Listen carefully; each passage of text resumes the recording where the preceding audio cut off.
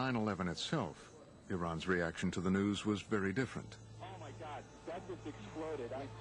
That looks like a second plane has just... I think for the first couple of hours, everyone was in a state of shock, not knowing what was going on.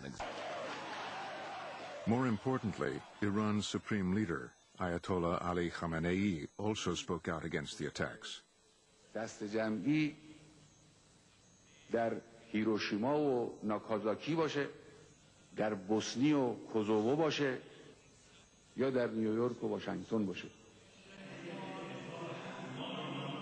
And that week at Friday prayers, the ritual Death to America chants were dropped for the first time since the revolution.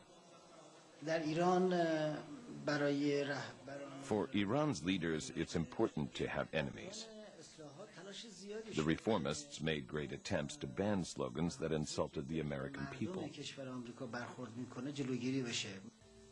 Abtahi and the president, Mohammad Khatami, were leaders of Iran's reform movement, hoping to improve ties with America. Suspending the Death to America discussions with her right after 9/11, we made it very clear that although we would be kinetically involved in Afghanistan, that we bore no ill will to Iran, and the Iranians accepted this. So initially, things were on an even keel.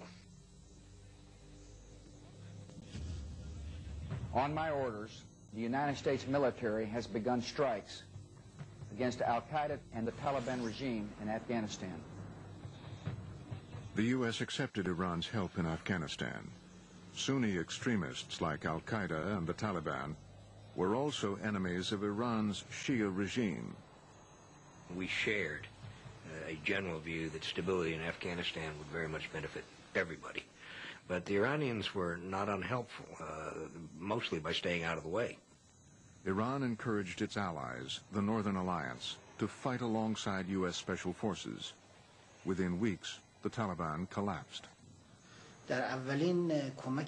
This was Iran's first major effort to help the United States, to topple the Taliban and Al-Qaeda.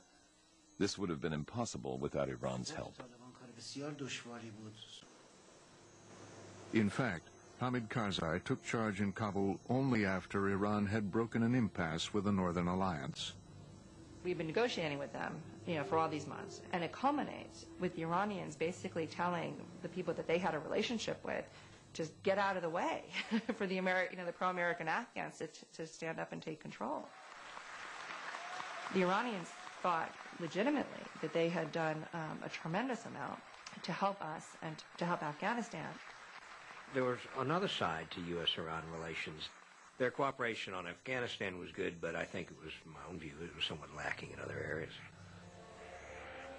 U.S. officials believed senior al-Qaeda operatives, including bin Laden's son, had crossed the Afghan border into Iran and found safe haven in Tehran under the protection of hardliners in the regime. The fact is that the government authorities knew where they were. There's no question about that. And you were asking what? Turn them over. We'd like them. We wanted to get them. We wanted to question them. And the response was? There was no cooperation. There was a variety of responses, as I recall, from we don't have them to we don't know where they are. That sponsor terror from threatening America or our friends and allies with weapons of mass destruction. Iran aggressively pursues these weapons and exports terror, while an unelected few repress the Iranian people's hope for freedom. States like these and their terrorist allies constitute an axis of evil, arming to threaten the peace of the world.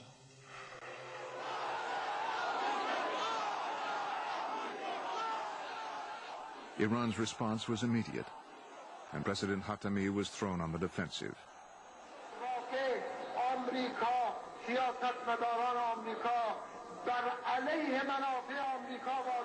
The reformists felt undermined by Washington at a crucial time.